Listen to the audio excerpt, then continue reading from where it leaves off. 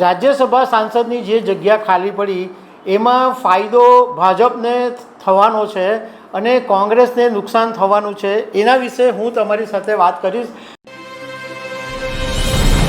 નમસ્કાર દર્શક મિત્રો, લોકસભા 2024ની ચૂંટણી થઈ એની સાથે સાથે રાજ્યસભાની જે નંબર ગેમ છે એ પણ બદલાઈ ગઈ છે. કારણ કે જે રાજ્યસભા સાંસદો હતા એ લોકસભાની ચૂંટણી લડ્યા અને જીત્યા, એટલે હવે એમણે રાજ્યસભાના સાંસદ પદેથી રાજીનામું આપી દેવું પડે અને એટલે એમની જગ્યા ખાલી પડી જાય.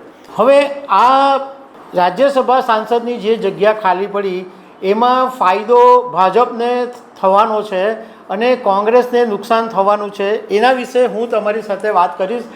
મારું નામ રાજેશ શાહ છે અને તમે જોઈ રહ્યા છો ખબર છે.com. દર્શક મિત્રો, લોકસભા 2024ની ચૂંટણી પછી આ જે રાજ્યસભાની નંબર ગેમ બદલાઈ એની અંદર રાજ્યસભાના જે સાંસદો હતા એમાં જે લોકો લોકસભાની ચૂંટણી લડ્યા અને જીત્યા એમણે રાજીનામું આપવું પડે. તો આની અંદર કોંગ્રેસના 2 રાજ્યસભાના સાંસદો પણ હતા કે જે લોકસભાની ચૂંટણી લડ્યા અને જીત્યા, એટલે હવે એમણે રાજ્યસભાનું જે એમનું પદ છે એના ઉપરથી રાજીનામું આપવું પડે. એટલે મતલબ કે રાજ્યસભાની જે 2 સીટ છે એ ખાલી પડે. હવે કોંગ્રેસના જે 2 રાજ્યસભા સાંસદ હતા એમાં એક છે કેસી વેણુગોપાલ અને બીજા દીપેન્દ્ર હુડા. કેસી વેણુગોપાલ રાજસ્થાનથી રાજ્યસભાના સાંસદ હતા અને દીપેન્દ્ર હુડા છે એ હરિયાણાથી રાજ્યસભા સાંસદ હતા. હવે આ બંને નેતાઓની જે સીટ ખાલી પડી છે એમાં કોંગ્રેસને જીત મળે એવા કોઈ અણસાર દેખાતા નથી. કારણ કે આખી જે નંબર ગેમ છે એના ઉપરથી એવું લાગે છે કે આ 2 સીટો જે છે એ કોંગ્રેસના હાથમાં આવી શકે એમ નથી. હવે લોકસભાની ચૂંટણી હતી ત્યાં સુધી રાજ્યસભામાં કોંગ્રેસના જે સાંસદો હતા એની સંખ્યા હતી 28. હવે આ 2 ખાલી પડી એટલે હવે કોંગ્રેસની પાસે જે સંખ્યાબળ છે એ 26 થઈ જવાનું છે. ભાજપની પાસે રાજ્યસભાની અંદર ટોટલ 245 રાજ્યસભા સાંસદો હોય છે. એમાંથી સૌથી વધારે ભાજપની પાસે છે. ભાજપની પાસે 90 સંખ્યાબળ છે, જ્યારે હવે કોંગ્રેસની પાસે 26 થઈ જશે. લોકસભામાં ભાજપને 2024માં 63 સીટનો ફટકો પડ્યો, કારણ કે 2019ની અંદર ભાજપની પાસે 303 બેઠકો હતી, પરંતુ લોકસભા 2024માં ભાજપને 240 સીટો મળી. પરંતુ રાજ્યસભાની અંદર ભાજપને આ વખતે 2 સીટનો ફાયદો થવાનો છે.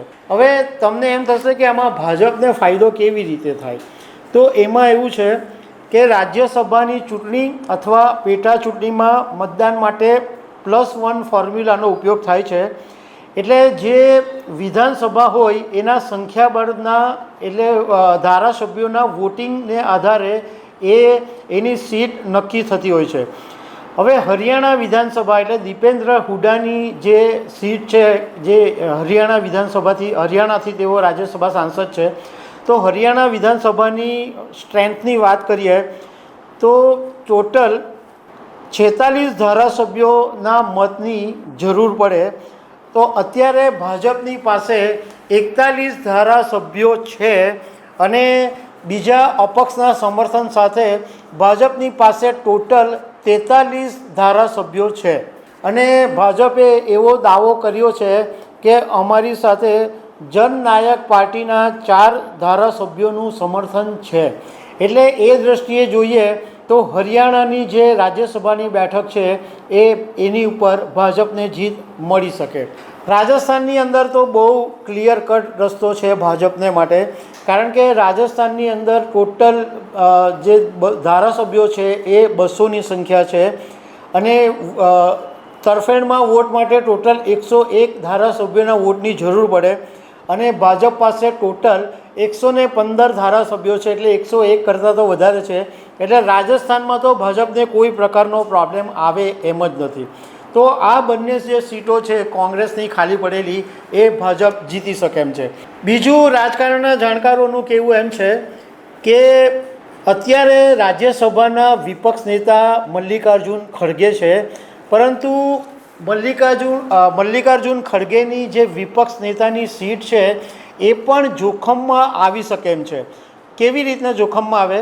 તો એવી રીતે કે 245 રાજ્યસભાના જે સાંસદો છે એના 10% જેટલા તમારા પાર્ટીના સભ્યો હોય તો તમે વિપક્ષ નેતા બની શકો. મતલબ કે ઓછામાં ઓછા 25 હોવા જોઈએ. અત્યારે કોંગ્રેસની પાસે 26 છે, એટલે એક વધારે છે, એટલે અત્યારે કોઈ પ્રોબ્લેમ નથી. પરંતુ ધારો કે નજીકના દિવસોની અંદર 2 ધારાસભ્યોનો રાજ્યસભા સાંસદ તરીકેનો કાર્યકાળ પૂરો થાય તો કોંગ્રેસની જે સંખ્યા છે એ ઘટીને 24 થઈ જાય તો વિપક્ષ નેતા તરીકે ખડગેનું જે સ્થાન છે એ જોખમમાં આવી શકે. જો કે કોંગ્રેસ નેતાઓનું કહેવું એમ છે કે આ બધા જે આંકડા છે એ નંબર ગેમનો અમે પહેલેથી અભ્યાસ કરી જ લીધો છે અને ખડગેનું સ્થાન જોખમમાં આવી શકે તેમ નથી. કારણ કે તેલંગાણામાં જે સીટ છે એ અમે અહીંયા સરભર કરી લેશું અને લગભગ 27 જેટલી સીટ કોંગ્રેસની રાજ્યસભામાં રહેવાની છે, એટલે ખડગેનું સ્થાન જોખમમાં નહીં આવે. તો દર્શક મિત્રો, આવી અનેક વાતો સાથે અમે તમને મળતા રહીશું. Thank you very much.